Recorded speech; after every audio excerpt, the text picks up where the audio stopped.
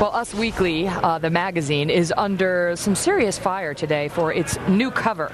The headline grabber, Babies, Lies, and Scandal, is what's causing all the stir. The story not only focusing on Sarah Palin, but also on the governor's 17-year-old pregnant daughter. It got a lot of attention. So did it cross a line? Here with us now, Bradley Jacobs, the senior editor for Us Weekly. Hi, Bradley. Afternoon. All right, so the problem that a lot of folks have about this, and I have to tell you, we've gotten tons of email over this, is that the headline in and of itself, we'll start with this, it sounds like an attack. Babies, lies, and scandal? What are the lies? Actually, if you read the story, you will see it's actually very measured. It's a very even, I read the story. What are the lies? Actually, the lies that we point out are some of the liberal bloggers who were speculating that the daughter had given birth and that there was a cover-up there.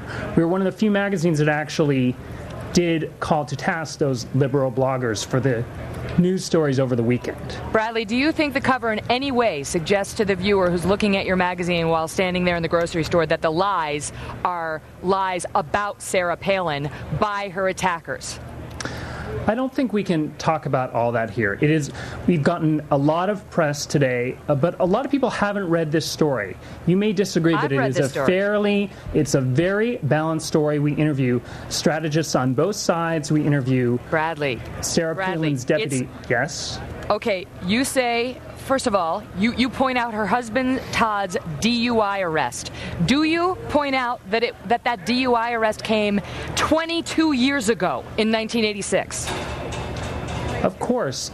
The DUI arrest was everywhere. No, you don't.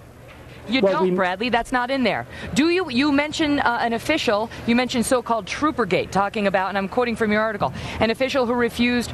She's under investigation for dismissing an official who refused to fire her sister's state trooper ex-husband. Do you point out the allegations that trooper she allegedly wanted fired tasered his own stepson, who was only 10, and made death threats against Sarah Palin's father? Do you mention that in the article? We didn't have time to get into everything that you've mentioned. This story was breaking over the weekend. Everyone was talking about it, and Us Magazine has a very distinctive voice, and we cover. Do you mention the fact you mentioned her quote involvement with the Alaska Independence Party, a group that wants Alaska to secede from the Union? Do you mention the fact that the McCain campaign has denied that, and even Alaska state officials have denied that and said that's a lie? Okay, we're missing the point here. This is a big news story that everyone was talking about. It is a very measured story. You're just pointing out the few things in it that you are dissatisfied with. But this was Bradley, what I'm satisfied with is fair and balanced reporting, where you tell the whole story. You make one accusation, then you tell what the other side is saying. You give context to allegations rather than throwing things out that are incendiary.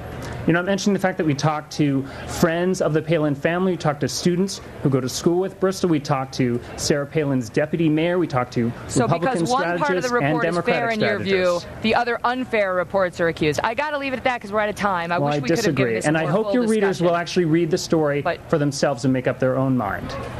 I will leave it at that. Good final word. Bradley, thanks so much. So, what do you think? Did he adequately defend the piece? Email us, America's Newsroom, at foxnews.com. And by the way, you can see that interview if you'd like again.